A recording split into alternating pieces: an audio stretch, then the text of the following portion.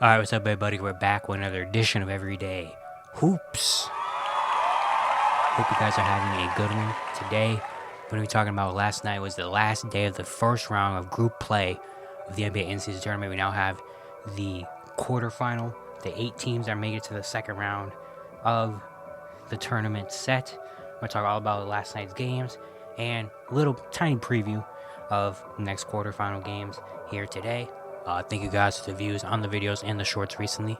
I really appreciate it. If you do like the content around here, consider subscribing, like, turn notifications, do all stuff like that. I'd really appreciate it. Really helps out a lot. Miss any other recaps, you can go back and watch those. Twitter, TikTok, stuff like that in the description down below. And yeah, don't waste any more of your time. Let's get right into it.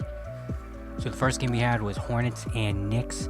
The Knicks won this game 115-91. With this win, they now move on to the quarterfinal of the NBA in-season tournament, making it as the Eastern Conference's wild card team. The Hornets now go to 10-7. The Hornets fall to 5-11. Team stats: the Knicks shoot 47% for the field. The Hornets shoot 42%. The Knicks were 18 for 20 from the free throw line. The Hornets were 4 for 7. And the Knicks rebounded Charlotte 54-41. For the Knicks, Julius Randle 25, 20, and 5. Shot 8 for 15 for the field. Had a hot start. Kind of cooled off as time went on, but still a 20, 20, and 5 game. It's really good for Julius Randle. He stepped up a lot. Of course, he had that horrific start to the season, and so far he's turned around. The Knicks as a team has turned around.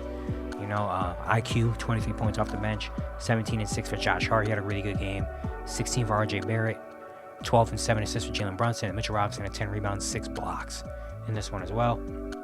And the Knicks move on to the quarterfinal now of the tournament as the wild card in the East. They're going to play the Milwaukee Bucks in the next round.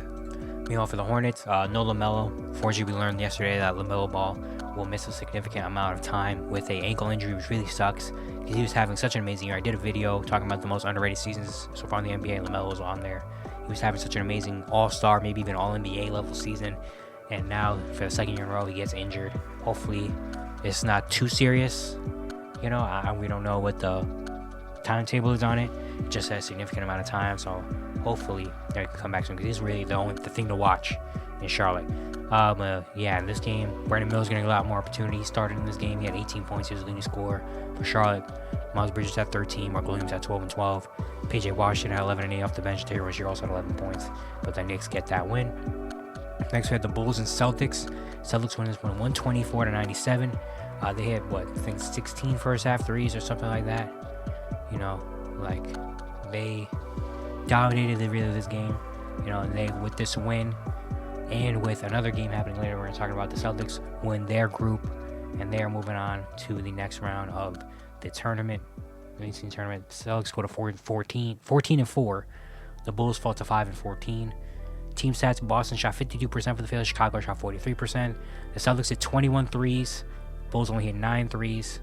Boston has 6 players scoring double figures. Jaylen Brown led them with 30, with 8 rebounds and 6 assists as well. Shot 12 for 23 from the field. Jason Tatum at 21 and 7. Al Horford at 16, 9 and 6 with 2 steals and 3 blocks with 4 3-pointers.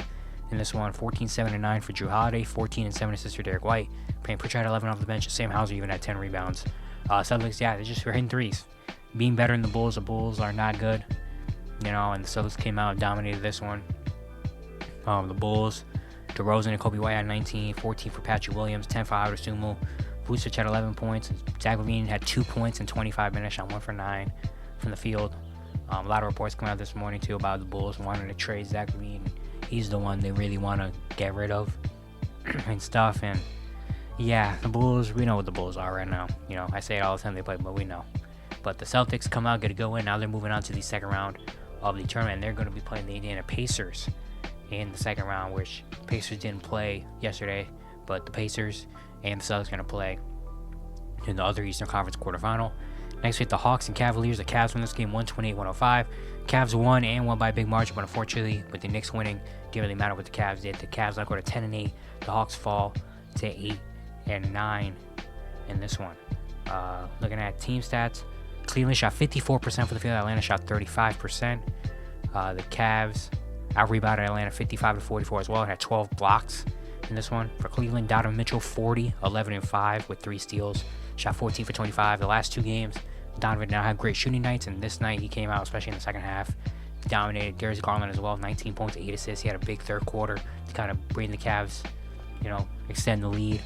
17 and 19 with 7 blocks for Evan Mobley. Looked a lot more comfortable out there. Hit a 3-ball. He was playing really good on both ends. He was dominating out there. 12 and 7 for Jordan Yang off the bench. Max Juice and Jared Allen each at 11, and Karis LeVert at 10 points off the bench. Cavs are finally healthy. They have basically their full rotation in there. They have guys like Dean Wade, Ty Jerome, but those guys aren't real key pieces. But the Cavs, for the first time in the last few games, have actually had their full core players together, and they're 2-1 in the last few games. They're back up to over 500 at 10 and 8, and yeah, maybe this team can start, ramping it up a little bit more. For Atlanta, DeAndre Hunter and Bogdan Bogdanovic each had 18 points. Sadiq Bey had 14, Clint Capella had 14. Trae Young 13 and 10 assists, shot just 3 for 14, 2 for 8 from 3. He didn't have the shot going. DeJounte Murray had 13 points. He has not been shooting the ball well either the last few games. Jakob Kongwu had 13 and 9 off the bench as well.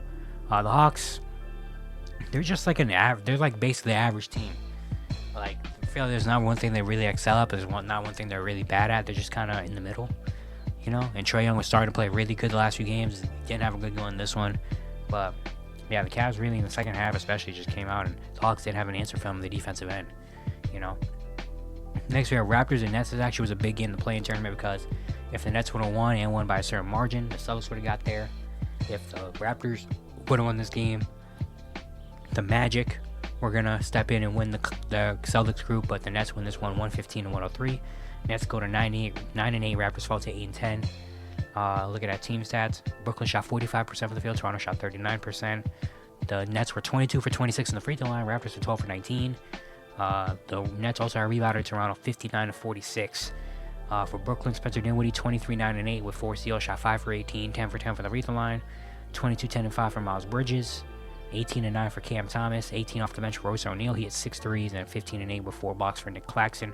Really good game from Brooklyn. The threes were falling. Royce O'Neal's been really good off the bench. Spencer Dinwiddie's starting to get back into it. Miles Bridges looks a lot more comfortable. They got Nick Claxton back, and they're starting to, piece together a little bit. They're back over 500. They're probably going to be around 500 for the rest of the year because that's just what the team is. But a good win from Brooklyn. For Toronto, Scotty Barnes 17 11 and 6 with 3 steals. He just shoot 5 for 19. Pascal 17 and 10. He shot 6 for 18. And when your 2 star players combined for that, probably not going to win a lot of games. 14 and 9 for Dennis Schroeder. 15 for Gary Trent off the bench. 13 for Chris Boucher off the bench. OG had 10 points as well. Raptors just couldn't really hang on, especially in the clutch moments.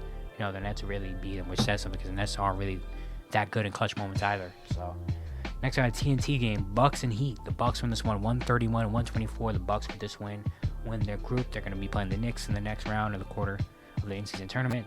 The Bucks go to 13 and 5. The Heat fall to 10 and 8. Looking at team stats, Milwaukee shot 53% for the field. Miami shot 51%. The Bucks were 24 for 27 for the free throw line. Heat were 14 for 21. Both teams had single-digit turnovers in this one as well. From Milwaukee, Giannis at 33, 10, and 5. Shot 11 for 16, 10 for 13 from the free throw line. He's been very, very good this season, man. He's averaging 30, 10, and 5 or 30, 10, and 6, something like that. He's been having a phenomenal season. And then Dame is starting to catch up, man. 32 and 9 assists for Dame. Shot 50% for the field, was 10 for 10 for the free throw line. Had a bunch of big shots late in this one. The defense as well late in this game started to lock in a little bit more. Chris Middleton had probably maybe his best game of the year, 17 and 8. He had a bunch of clutch shots as well.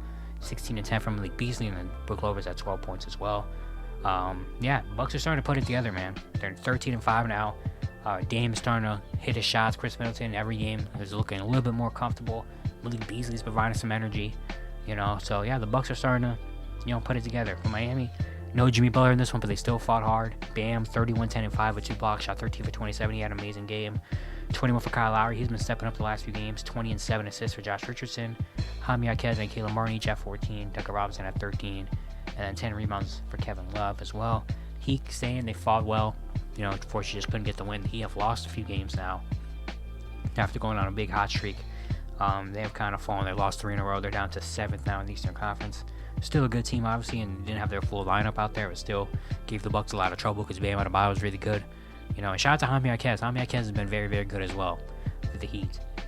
Next, we have Thunder and Timberwolves. The Wolves win this one 106 to 103. Of course, 2 teams that are at the top of the Western Conference. It didn't really, I think, matter too much. I'm forgetting if it really did in the in-season tournament standing, but the Timberwolves still got this win.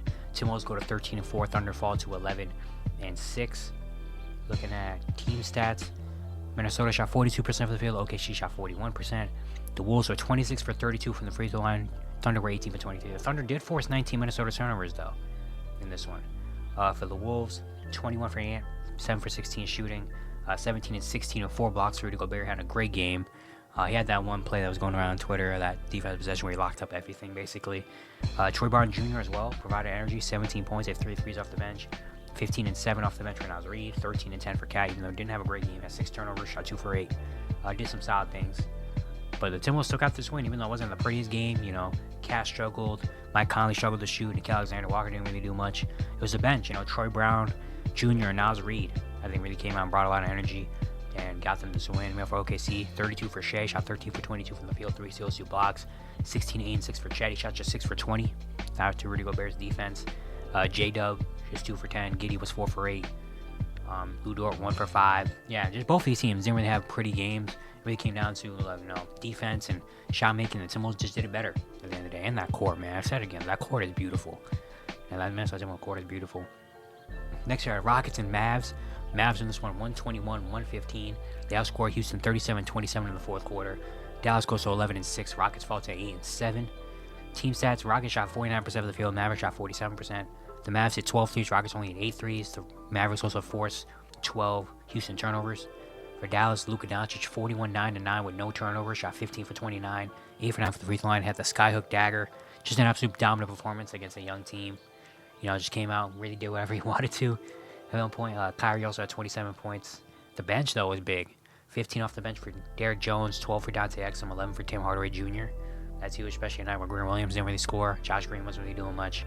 The bench came in and really was a difference maker for Dallas. For Houston, just not really good late game execution, which makes sense because they're a young team. They haven't been in this position before, so it makes sense that they didn't have great late game execution and made a lot of turnovers and stuff. But still going head to head with Dallas. Alper Sengun, 31-9-6, shot 10 for 19, 11-14 from the free throw line. Great. After you missed his Paul George interview, he was on Paul George's podcast, and that was an amazing watch. I watched that. It was really, really good, man. Shout out to Alper Sengun. Shout out to Paul George. But yeah, Alper Sengun having another amazing year. 16-9 for Jabari Smith. He looked really good, man. Shout out to Jabari Smith Jr. Last week he's been looking pretty good. He's been looking a lot more bought in to the team. He's a great shot maker, man. 6'11". The shot making is great. Just want to see him put it a lot more together a little bit, and be a little more consistent. But Jabari Smith has been pretty good. 16 for Dylan Brooks as well. Jalen Green had 12 point shots, just 5 of 14. 10 and 12 assists for Fred VanVleet. 11 and 8 for Tari Eason off the bench.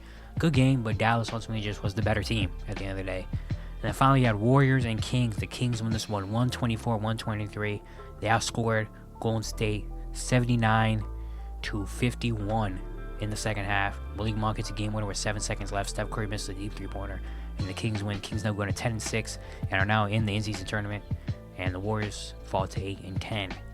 Team stats: Warriors shot 48% of the field. Sacramento shot 45%. The Kings were 27 for 42 from the free throw line. Warriors were 26 for 30. Sacramento forced 18 Golden State turnovers as well in this one. For the Kings, De'Aaron Fox 29-9-7, shot 9 for 20 from the field, 9 for 17 from the free throw line. Rare. See De'Aaron Fox shoot that bad from the free throw line. 21-9-5 for Kevin Huerter. Malik Monk was the hero, 21 off the bench, 12 for Harrison Barnes, 11 for Trey Lyles. Sabonis had just 9 points, 8 rebounds, and 10 assists. Kings got a tough win. They were down a lot. The Warriors were on fire, but then the Kings just came storming back. Their defense was alright. Their shot making, was big, and the Malik Monk hitting the big shot. That was a great game. Sacramento came out and got the dub. Golden State 29-10-6 for Steph Curry, an 8 for 20 shooting, 29-10 for Andrew Wiggins, 20 for Clay, 11 for Moses Moody off the bench, 10 for Darius Harge off the bench. Draymond also returned in this game, got a technical foul, of course. He had 8, 6, and 3 with 2 blocks in 33 minutes. But yeah, tough loss for Golden State, man. Really tough loss. This is going to be a good win against the Kings team. They would have been back to 500 if they win this game. No Chris Paul. And he only played 5 minutes in this one with injury. But, it looked like, maybe the Warriors are going to get back on track a little bit, get to 500, try to string together a few wins. But the Kings just came out and took it away. A very tough loss for Golden State. Ugly win, ugly loss for them. To get beat like that when they're usually the teams that come back and have the championship game made. The Kings were the one that did to them. It's just tough right now in Golden State. And now we have our in-season tournament quarterfinals. They are set. So in the Eastern Conference we have the 1 seed Bucks going against the 4 seed Knicks. And then we have the 2 seed Pacers against the 3 seed Celtics. In the Western Conference, we have the 1 seed Lakers going against the 4 seed Suns.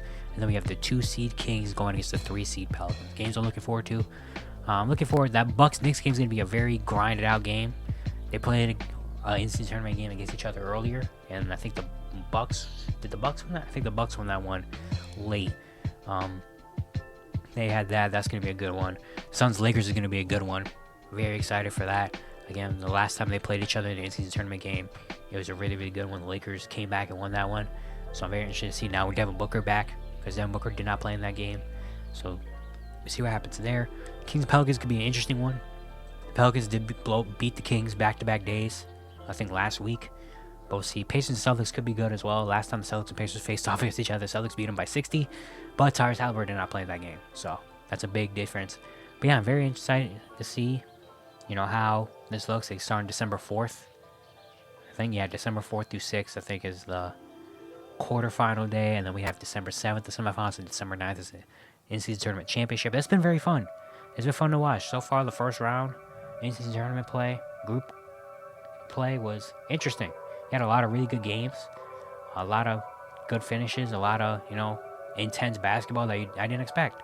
So it was really fun. So far, it is working. So far, Adam Silver has made the right decision so far. We're going to see how it keeps going and see how it ends and stuff. But right now, so far, one round in, it's not looking bad. It's not looking bad at all. But yeah, so we won't have more in-season tournament play till next week. But that's going to be it for today. Hope you guys enjoyed. Once again, enjoyed the content. Consider subscribing, turn notifications, also like that. I really appreciate it. Really upset a lot. And yeah, I'll see you guys tomorrow.